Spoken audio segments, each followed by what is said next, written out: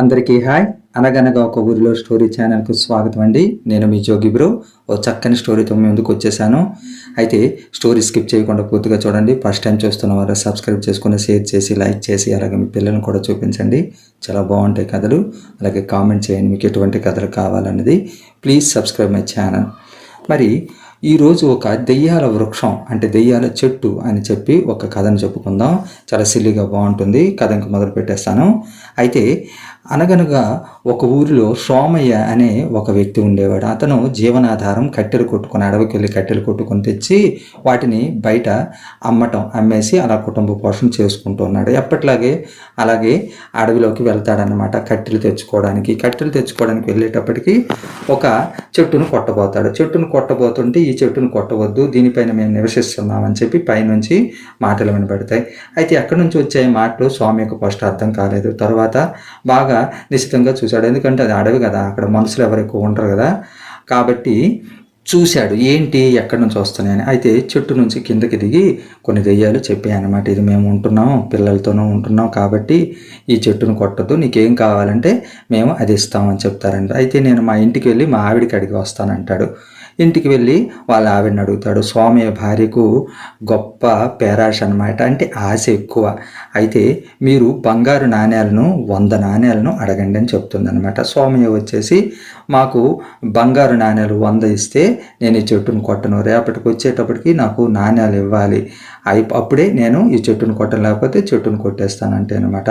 అయితే మేము ఎక్కడ 100 బంగారు నాణ్యాలు మేము ఎక్కడ తీయగలము, మరీ ఇంత కోరుతున్నామని చెప్తే, రాజుగారి కోటలోకి వెళ్ళండి, ధనాగారంలో బోలు డబ్బు ఉంటుంది కదా, బంగారం ఉంటుంది కదా అని వాళ్లకు అతను ఒక ఉపాయం చెప్తాడనమాట. అప్పుడు ఆ దెయ్యాలంటే అమ్మో రాజుగారి కోటలోకే, అక్కడ రాజుగారికి రక్షణగా కోట దుర్గమ్మ ఉంటుంది, మమ్మల్ని వెళ్ళనిస్తుందా, చీల్చి చెండాడుతుంది, కాకపోతే నీకు ఏదో ఒక విధంగా బంగారాన్ని మేము తెచ్చిస్తాం అని చెప్పేసి ఒప్పందం కుదుర్చుకున్నాక ఇవి ఏం చేయాలని ఆలోచన పడినాయి. అయితే ప్రతిరోజు రాణి సరోవరంకి స్నానంకి వస్తుంటుంది. ఆమె కొన్ని నగలు వేసుకొని వస్తుంది. అందులో ఒక ముఖ్యమైనది రాజుగారు ఆమెకి ఎంతో కానుకగా ఇచ్చింది, చాలా ఇష్టమైనది.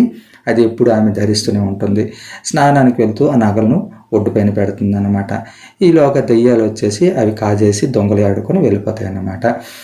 మరి సోమయ్య రానే వచ్చాడు. సోమయ్యకి అయితే అవి ఇస్తాయన్నమాట. సోమయ్య వీటిని తీసుకెళ్లి సంతోషంగా భార్యకి ఇస్తాడు. ఇదిగో ఈ నగలు వేసుకొని వీధిలోకి వెళ్ళకు, ఇంట్లో ఉన్నప్పుడే శృంగారించుకొని చూసుకుంటుండు, అంతేగాని బయటికి వెళ్ళకు, బయటికి వెళ్ళామంటే ఈ నగలు ఎక్కడవని చెప్పి మనకి అడుగుతారు, అలాగే రాజుగారు మనల్ని చెరసాల వేస్తారు నన్ను అని చెప్పేసి అంటాడనమాట. సరే అని ఆమె ఆభరణాలు వేసుకొని చక్కగా అద్దంలో చూసుకొని మురిసిపోతూ ఉంటుంది.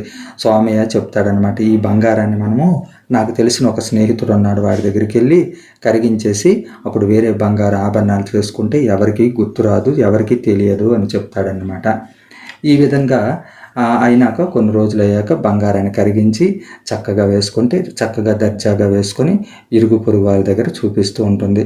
ఈ సోమయ్య భార్యకు ఎంత బంగారం ఎక్కడి నుంచి అబ్బా వీళ్ళకి ఏమైనా లంకి బిందెలు దొరికాయా ఏమిటా అని అందరూ ఆలోచన పడతారన్నమాట. అయితే రాజుగారు భార్య ఈ విషయాన్ని రాజుగారికి చెప్పడంతో అక్కడ రాజుగారు కూడా ఎవరు మనుషులు రాలేదు, భటులంతా దూరంగా చెట్టు కాసి ఉన్నారు కదా, ఎలా పోయింది, అంత మాయలా ఉందని మంత్రి గారికి చెప్పారన్నమాట. సోమయ్య భార్యకు మళ్ళీ ఆశ అన్నది సావక వెళ్ళి మళ్ళీ ఈసారి కూడా మీరు బంగారాన్ని అడిగి తీసుకురండి అని చెప్తే మళ్ళీ సోమయ్య వచ్చి మళ్ళీ చెట్టు కొట్టకపోతే అప్పుడు మళ్ళీ దెయ్యాలు వచ్చి ఏంటి నీకు మొన్ననే కదా బంగారం ఇచ్చావు, మళ్ళీ ఏంటి వచ్చావు అని అంటే, నాకు ఆ బంగారం సరిపోలేదు, నాకు మళ్ళీ ఇంకా బంగారం కావాలని చెప్తాడనమాట. నీది ఎక్కువగా దురాశగా ఉంది, ఇది మంచిది కాదని చెప్పి దెయ్యాలు మందలించిన, మీరు తేకపోతే ఈ చెట్టు నరికేస్తానంటాడు. ఏం ఆ ఊర్లో ఒక జమీందారు ఉంటాడు. జమీందారు భార్య రాత్రి నగలు వేసుకొని పడుకుంటుంది. చక్కగా వెళ్ళి ఆమె నగలు దొంగిలించేసి తెచ్చి స్వామికి ఇస్తారనమాట. ఇంకా మాకు ఎప్పుడు నువ్వు అడగకూడదు అని చెప్పి స్వామికి చెప్తారు. సరే నేను ఇంకా అడగనని చెప్పేసి స్వామి వెళ్ళిపోతాడు. అవి తెచ్చి కూడా భార్యకి ఇస్తాడనమాట. భార్య చక్కగా శృంగారించుకుంటుంది.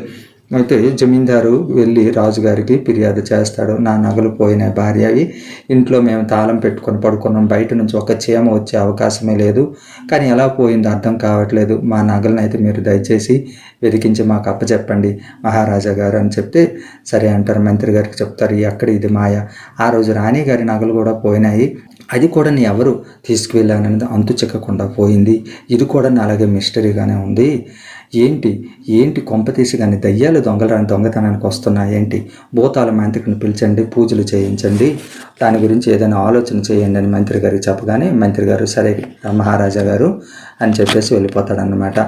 ఈ విషయం దయ్యాలకు కూడా తెలుస్తుంది. ఊరంతా ఇది బాగా పాకిపోయింది. మాంత్రికుడు వచ్చాడు, చక్కగా హోమము చేసేసి చక్కగా మంత్రించిన విభూతిని ఇంటింటికి సరఫరా చేశారు. ఇంటికి వెళ్ళి ఈ విభూతిని ఇంటి ముంగిట అలాగే పెరట్లోని వేయండి, దెయ్యాలు మీ ఇంట్లోకి రావు, ఏమి దొంగతనాలు జరగవని చెప్పి అంటాడనమాట. ఇలా మళ్ళీ కొన్ని రోజులు అయినాక స్వామి భార్య మళ్ళీ దెయ్యాల దగ్గర పంపిస్తుంది. అయితే స్వామికి చెప్పినా వినిపించుకోకపోవడంతో స్వామి చెప్పి మళ్ళీ ఇలాగే చెప్తాడు, లేకపోతే నరికేస్తాను, నాకు ఈసారి బంగారం కాకపోతే డబ్బు అయినా ఇవ్వండి, ఇస్తే ఇంక ఈసారి మేము మా జీవితాల్లో మేము చక్కగా ఉంటాం, ఇంకా మాకు డబ్బులకి ఇబ్బంది ఉండదని చెప్పి అంటాడనమాట. అయితే అన్ని సమావేశం అవుతాయి. ఈ మనుషులు ఎంత దురాశపరలో చూడండి, మనం ఇస్తున్న బంగారాన్ని తీసుకుంటూ మళ్ళీ వస్తున్నాడు, ఇతనికి ఎన్నిసార్లు ఇచ్చిన ఇతను మళ్ళీ వస్తుంటాడు, ఏం చేద్దామని అంటే అందులో ఒక గుడ్డి ముసలి దెయ్యం చెప్తుంది, ఈరోజు మనము స్వామి ఇంటికి వెళ్ళి మనం ఇచ్చిన బంగారాన్ని అంతను తీసుకొని వచ్చేద్దాం, అప్పుడు స్వామి తిక్క కుదురుతుంది, ఆ బంగారాన్ని మనం ఎక్కడెక్కడ దొంగిలించామో అది వాళ్ళకి ఇచ్చేద్దాం, లేదంటే భూతాల మాంత్రికుడు మన చెట్టును కనిపెట్టి మనల్ని అష్టదిగ్బంధనం చేసి మనల్ని ఇంక ఏ జాడీలో ఇందులో బంధించేయవచ్చు, కాబట్టి మనం జాగ్రత్తగా ఉండడం మంచిదని చెప్పి అంటారు. స్వామి భార్య చాలా తెలివైనది, తమ ఇంటికి దయ్యాలు రావచ్చు దొంగతనానికి అని చెప్పి ఇంటి ముంగిట అలాగే పెరట్లోనూ చక్కగా ముందు విభూతి జల్లేసిందన్నమాట. అయితే దెయ్యాలు వెళ్ళి చూసాయి, విభూతి ఉంది, వెళ్ళటానికి వీలు కావట్లేదు, ఏం చేద్దామని ఆలోచనలు పడేటప్పటికీ ఒక కిటికీ తెరిచి ఉంది. దయ్యాలు కామరూపం కదా, కిటికీలు వెళ్ళి గాలిలో వెళ్ళి ఆ నగలు తీసుకొని వచ్చేస్తాయి అన్నమాట. స్వామయ్య భార్య ఉదయాన్నే చూసి లేచి లబోదిబం అంటుంది, బంగారం పోయిందండి, ఏం చేద్దాం, వెంటనే వెళ్ళి రాజుగారికి ఫిర్యాదు చేయండి అంటారు. స్వామయ్య వెళ్ళి రాజుగారికి ఫిర్యాదు చేస్తాడనమాట. అయితే రాజుగారు మంత్రి అడుగుతాడు, నువ్వు కట్టెలు అమ్ముకుని బతుకుతున్నాను కదా, మరి అలాంటిది నీకు ఎంత బంగారం ఎక్కడి నుంచి దొరికింది, నీకు ఎక్కడ వచ్చింది, సరిగ్గా చెప్తావా లేదంటే ఉరిశిక్ష వేయమంటావా అని చెప్పంటే అతను గడగడలాడిపోయి నిజం చెప్తాడనమాట. వరి తార్చుడా, దెయ్యాలను కూడా నువ్వు వదలలేదా, దెయ్యం ఒత్తిడి చేసి నువ్వు ఇలా బంగారాన్ని తీసుకువెళ్ళిపోయావా అని చెప్పి ఆ బంగారాన్ని అంతను వాళ్ళు ఎక్కడెక్కడ దొరికిందంత తీసుకొని మహారాణి గారిది అలాగే రూపు మారిపోయింది కదా, ఆ నగలు ఎంత ఎత్తువో అలాగే జమీందారు గారి నగలు ఎంత బరువో అవన్నీ వాళ్ళు సర్దుకున్నారన్నమాట. ఈ విధంగా అయ్యేటప్పటికీ స్వామయ్య భార్య చాలా ఏడ్చుకుని రాజుగారి దగ్గరికి వెళ్తే ఈమెను కూడా చెరసాల వేయండి, ఈమె దురాశ వల్లే స్వామయ్యలా జరిగింది, లేకపోతే స్వామి నిజాయితీగా కట్టెలు కొట్టుకుని ఉండేవాడంట, కాబట్టి ఇతనికి సంవత్సరం పాటు జైలు శిక్ష విధిస్తున్నాను, ఈ సంవత్సరంలో నువ్వు ఇంట్లో ఇబ్బందులు పడితే నీకు తెలుస్తుందని చెప్పి స్వామి భార్యను వెనక్కి పంపుతారనమాట. ఈ విధంగా మనము ఈ కథ వల్ల మనం ఏం తెలుసుకుంటున్నామంటే దురాశ దుఃఖానికి చేటు, ఒకరి డబ్బులను ఆశించకూడదు, అలాగే మనకు వచ్చిన దాంతోనే మనం తృప్తిగా ఉండాలి అని చెప్పేసి దీని తాలూకు ఉద్దేశం. ఈ కథ కనుక మీకు నచ్చినట్లయితే please subscribe my channel, please share this video, అలాగే ఇది మీ గ్రూప్స్లోను మీ ఫ్రెండ్స్కు తెలియజేయండి, మీ పిల్లలను చూపించండి. మరో మంచి కథతో మీ ముందుకు వస్తాను. అప్పటి వరకు అందరూ హ్యాపీగా ఉందాం.